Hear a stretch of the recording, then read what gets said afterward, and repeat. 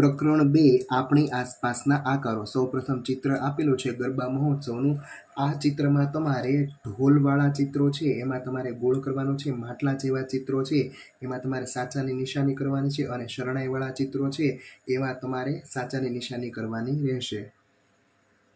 ચાલો ચિત્રમાં આપણે ગોળ અને સાચાની નિશાની કરીએ। હવે ચોથો પ્રશ્ન, હાર્મોનિયમનો આકાર ઢોલના આકારથી કેવી રીતે જુદો પડે છે તેની ચર્ચા કરો। જો કે હાર્મોનિયમ છે એ લંબચોરસ હોય, જ્યારે ઢોલ છે તે ગોળ હોય, તો આકારના હિસાબે છે એ અલગ પડે છે। ચાલો એના પછી, તમે કયા કયા સંગીતના સાધનો જોયા છે અથવા વગાડ્યા છે તે તમારા સહપાઠીઓ અને અનુભવોની આપલે કરો। તો કે ઢોલ, તબલા, મંજીરા, ખંજરી અને વાંસળી। આના સિવાય તમે અન્ય જોયા હોય અથવા વગાડેલા હોય તો તમે લખી શકો। ચાલો એના પછી, સૌથી અલગ ચિત્ર હોય તેમાં તમારે ગોળ કરવાનું છે। તો આ છે એ શંકુ આકારનો શેપ છે, જ્યારે આ ગોળ છે, આ બધા ગોળ છે, આ લંબચોરસ છે। ચાલો અહીં છે એ લંબચોરસ આકારમાં આપેલું છે લંબઘનમાં, અને આ છે એ નળાકાર છે, એટલા માટે ગોળ કરીશું। ચાલો એના પછી તમારે જોડકા જોડવાના છે। ધારો કે ઢોલનો આકાર છે એ નળાકાર હોય, પછી નળીનો આકાર છે એ પણ નળાકાર હોય।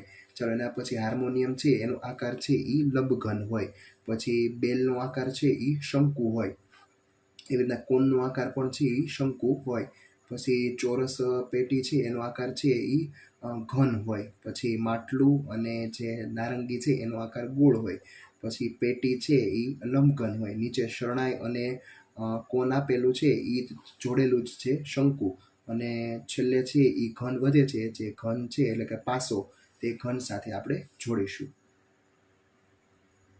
ચાલો એના પછી, હિના અને આતિફ છે એ એના મિત્રને એના જન્મદિવસ માટે ઉપહાર દેવા માગે છે। ઉપહાર છે એ લંબચોરસ છે। હવે એના ઉપર તેને છે એ થર્મોકોલની ગોળી લગાવવાની છે, પટ્ટીઓ લગાડવાના છે, તારાઓ લગાડવાના છે, અને પોમ દડા લગાડવાના છે। તો હવે એ છે એ લગાડે છે। દરેક સપાટી ઉપર એક એક છે એ તારા લગાડે છે, પછી ખૂણે છે એ પોમ લગાડે છે, અને થર્મોકોલની ગોળી લગાડે છે, અને પટ્ટી છે એ દરેક બાજુએ છે એ પટ્ટી લગાડે છે। હવે આના આધારે આપણે છે એ કોષ્ટક છે એ પૂરીશું। ચાલો સૌપ્રથમ છે એ ઘન આપેલું છે, એને સપાટી માટે તારાની સંખ્યા 6 જોઈએ, પછી બાજુ માટે પટ્ટીની સંખ્યા 12 જોઈશે, અને ખૂણાઓ છે એ ટોટલ 8। પછી એવી રીતના જે કોન છે, તો કોનને છે ફક્ત 2 જ સપાટી હશે, એક આ સપાટી અને ઉપરની ગોળાકાર સપાટી, ત્યાં એને તારા લગાડવા માટે 2 તારા જોશે। ધાર છે એ ફક્ત છે એક જ છે, એટલે 1, અને ખૂણો છે એ ફક્ત 1, આ છે એ નીચેનો ખૂણો, એટલે કે 1 જ। ચાલો એના પછી લંબઘન છે, તો સમઘન અને આ સમઘન છે, આ લંબઘન છે, બંનેનું સરખું જ આવશે। તો કે 6 સપાટીના તારા, પછી 12 છે એ બાજુની પટ્ટી, અને 8 છે એ ખૂણા। ચાલો વિચારીએ અને કોષ્ટક ભરીએ। વસ્તુઓ તરફ જુઓ અને કોષ્ટક ભરો। ચાલો સૌપ્રથમ છે પાસો આપેલો છે એ સમઘન છે, સપાટીની સંખ્યા છે 6, ધારની સંખ્યા 12 અને ખૂણાની સંખ્યા 8। લંબઘનમાં પણ છે એ સમઘન જેમ જ આવશે, સપાટીની સંખ્યા 6, ધારની સંખ્યા 12 અને ખૂણાની સંખ્યા 8। ચાલો હવે ગાજર છે એનો આકાર કેવો હોય, તો કે શંકુ। શંકુ માટે સપાટીની સંખ્યા 2 કઈ રીતે, તો કે એક આ સપાટી અને એક ઉપરની છે એ ગોળાકાર સપાટી। ચાલો એના પછી ધારની સંખ્યા 1, ફક્ત આપણે છે એ એક જ ત્યાં ધાર આવશે, અને ખૂણાની સંખ્યા 1 એટલે એક જ ખૂણો આવશે। ચાલો નળાકાર છે એ નળાકાર માટે છે એ સપાટીની સંખ્યા 3, શું કામ 3, તો એક છે એ આ સપાટી, અને 2 છે એ ગોળાકાર ઉપર અને નીચે ગોળાકાર સપાટી, એટલે 3 સપાટી ઉપર આપણે તારા લગાડીશું।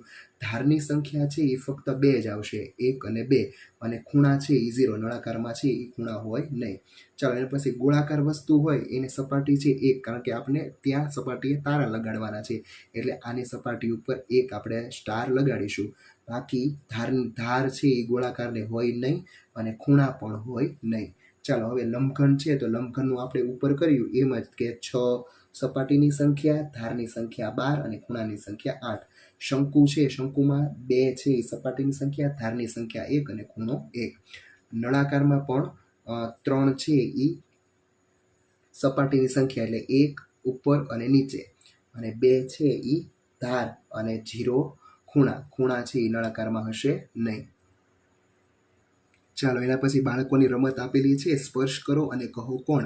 અલગ અલગ વસ્તુઓ તમારે લેવાની અને સ્પર્શ કરીને તમારે એને ઓળખવાની છે કે એને કેટલા ખૂણા હોય છે અને એનું નામ શું।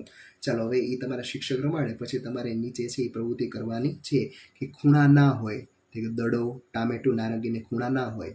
એક ખૂણો હોય તો કે ગાજર, આઈસ્ક્રીમ અને આઈસ્ક્રીમનો કોન અને બર્થડે કેકને એક જ ખૂણા હોય. 3 ખૂણા હોય ધજા, સમોસા અથવા સેન્ડવિચ અને કપડાં લટકાવવાનું હેંગર ને 3 ખૂણા હોય. 8 ખૂણા હોય બેડરૂમ એટલે કે ઓરડાને 8 ખૂણા હોય, ખોખાને 8 ખૂણા હોય અને તેલના ડબ્બાને 8 ખૂણા હોય. ચાલો એના પછી પ્રોજેક્ટ કાર્ય છે એમાં તમારે તમારા શિક્ષકની મદદ જે છે એ પુઠ્ઠાનો પ્રોજેક્ટ કરવાનો રહેશે. અહીંયા તમારા આ ચેપ્ટર પૂરું થાય છે. Thank you.